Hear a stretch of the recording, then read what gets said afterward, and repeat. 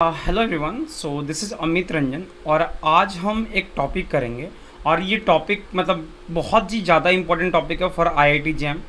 IIT jam की अगर आप प्रिपरेशन करो उसके लिए टॉपिक बहुत ज़्यादा इंपॉर्टेंट है। अगर आप सीएसआईआर के लिए पढ़ रहे हो तो उसके लिए टॉपिक इंपॉर्टेंट है। साथ में इसके साथ ये जो क्वेश्चन हम करेंगे ना, दैट क्वेश्चन है टू मच इंपॉर्टेंट। वो बहुत ही ज़्यादा इंपॉर्टेंट क्वेश्चन है। जरा देखना इस क्वेश्चन को और एक बार इस क्वेश्चन को समझने की कोशिश करना।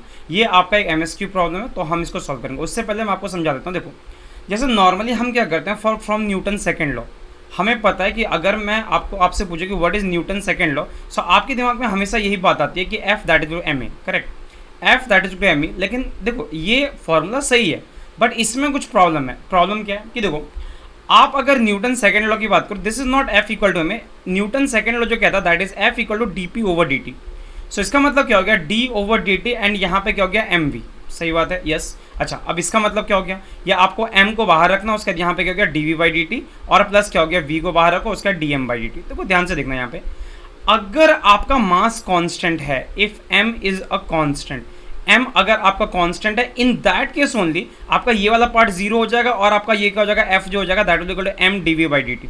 मतलब ये आपका हो गया m और dv बाई डी टी इज बेसिकली एक्सेलरेशन, ये आपका होगा। But if the mass is not equal to zero, अगर मास आपका if mass is not constant, in that case आपका f का जो फॉर्मूला रहेगा that will remain, ये आपका ये फॉर्मूला रह जाएगा m dv over dt और प्लस क्या हो जाएगा v dm by dt। so this is the most general formula और यहीं से आपका वेरिएबल मास सिस्टम जो है वो आपका आता है कि बेसिकली जहां पे मास जो है वो वेरी करता है।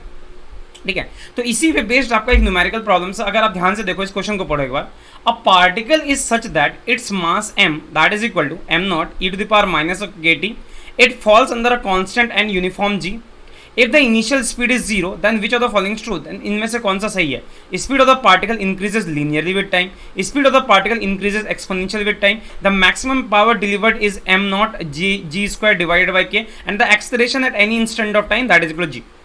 ये आपके ऑप्शंस हैं। आपका ये एमएसक्यू प्रॉब्लम है, ठीक है। गेट के एग्जाम में भी ऐसे क्वेश्चंस आ सकते हैं, एमएसक्यू टाइप के क्वेश्चन तो आते ही हैं। तो आप इसको एक बार ट्राई करो, तो आप एक बार ट्राई करो, कम से कम 5 से 10 मिनट तक आप इसको एक ट्राई दो। अगर हो जाता तो अच्छी बात है, नहीं आता तो वीडियो पॉज करके दोबारा से आते हैं इस पर वापस, ठीक है। तो चलो, आई होप आपने ट्राई कर लिया होगा। तो देखो ध्यान से देखो, आपका होता क्या, मैंने अभी आपको बताया कि एफ जो होता है that is equal to d और यहाँ पे क्या हो गया m v and then divided by D t, ये होता है। And that is simply equal to, देखो इसमें क्या बोला कि ऑब्जेक्ट जो वो फ्री फॉल कर रहा है, मतलब एक ही फोर्स यहाँ पे प्रेजेंट है दैट इज जी, मतलब एक ही एक्सेलरेशन प्रेजेंट।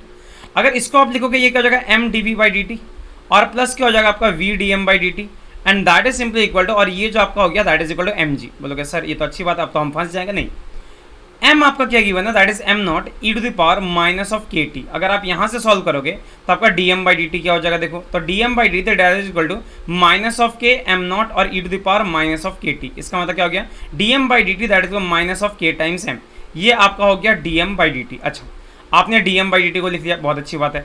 अब यहाँ पे क्या करो, m dv by D t, जरा ध्यान से देखना, यहाँ पे m dv by D t plus v और dm बाई डी टी की अगर बात करें that is minus of k times m that is equal to mg। ये आपका हो गया, देखो m ये हर जगह से कैंसिल हो रहा है। इसका मतलब आपका क्या बच गया, ये dv बाई डी टी, ठीक है, that is equal to g minus k times v। I hope this part is also okay, ठीक है, plus of k times v, sorry, या दिस पार्ट इज क्लियर। अच्छा, अब इसका मतलब क्या हो गया, आप इसको ऐसे कर दो, dv डिवाइड बाई क्या हो गया, g प्लस के we that is simply equal to, यहाँ पे dt हो गया। यू कैन इंटीग्रेट दिस, आप इसको इंटीग्रेट कर सकते हो। अगर आप इसको इंटीग्रेट कर दोगे, इंटीग्रेट करने के बाद क्या मिलेगा, 1 बाई के और यहाँ पे मिल गया लॉन और यहाँ पे मिल गया g प्लस के we that is simply equal to, ये आपका हो गया t and then plus some constant. अच्छा, आपको इनिशियल कंडीशन के साथ चलना चाहिए। देखो आपका क्या दिया हो गया, at t equal to zero.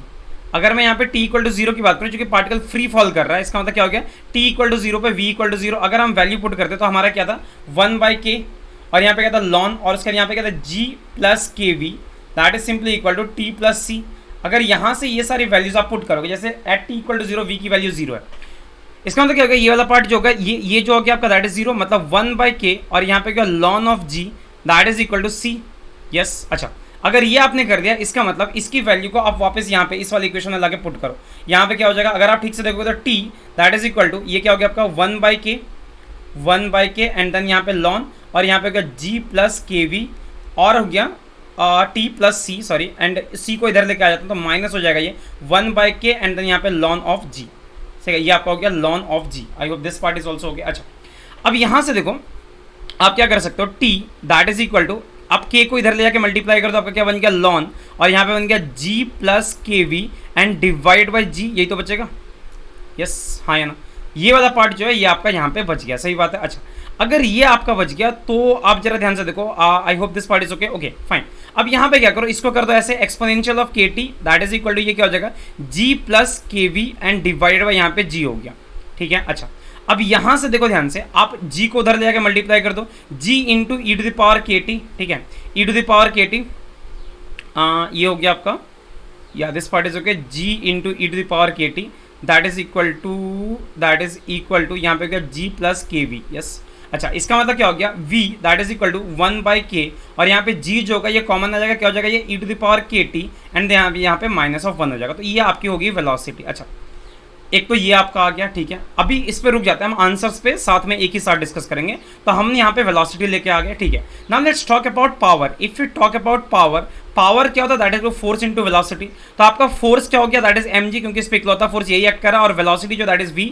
और आप देखो यहाँ पे mg और v की जो वैल्यू है that is equal to, v की क्या वैल्यू है 1 बाई के, v जो है that is equal to 1 by के, और यहाँ पे क्या हो गया ई टू द पावर के टी, और यहाँ पे माइनस ऑफ 1 हो गया, सही है, सॉरी g बाई के, सॉरी नॉट mg बाई, तो g आपका हो गया यहाँ पे, या दिस पार्ट इज ओके। इसका मतलब क्या हो गया, this is equal to mg square divided by के, और यहाँ पे क्या हो गया ई टू द पावर के टी एंड देन यहाँ पे -1।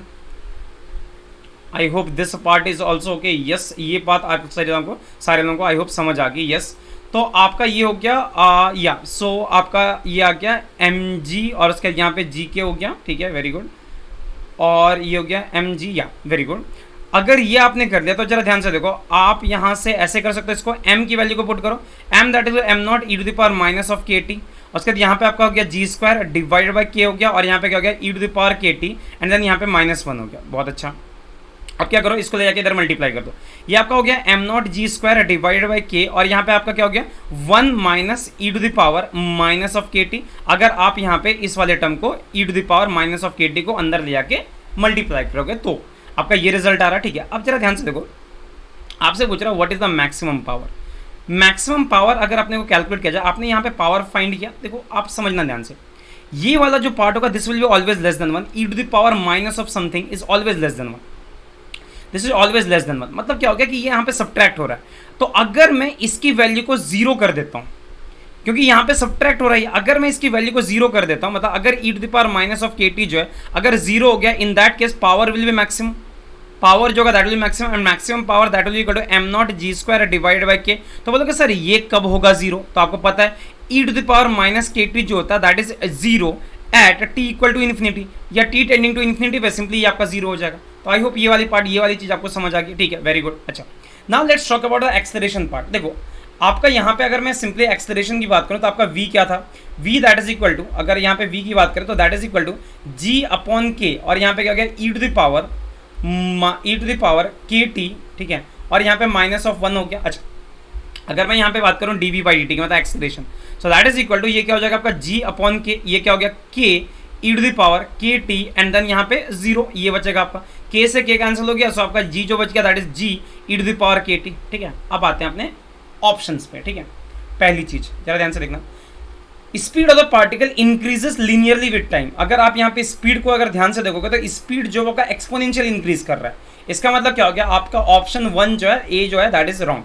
Speed of the particle increases exponentially with time. Yes, it is absolutely correct. The maximum power delivered this equal to m naught g square by k. देखो maximum power आपने यहाँ पे देखा था, maximum power that is m naught g square divided by k. Yes, so this is also the right answer. आपका C जो है ये भी आपका सही आंसर है। Acceleration at any instant of time is g. नहीं जी यार, एक्सेलरेशन आपने देखा होगा यहाँ पे एक्सेलरेशन कुछ ऐसे वेरी कर रहा है, कहाँ गया ये, that is g e to the power के टी। इसका मतलब एक्सेलरेशन जो that is not a constant quantity यहाँ पे, सो आपका डी जो है ये गलत हो जाएगा। So the right answer are B and C, आपके बी और सी जो है ये इसके राइट आंसर है, ठीक है। सो आई होप ये चीज आपको समझ आएगी। अगर वीडियो पसंद आई आप वीडियो को लाइक कर दे, चैनल को सब्सक्राइब कर दे। हम जल्दी मिलते हैं, तब तक के लिए tata, take care, bye bye and thank you so much.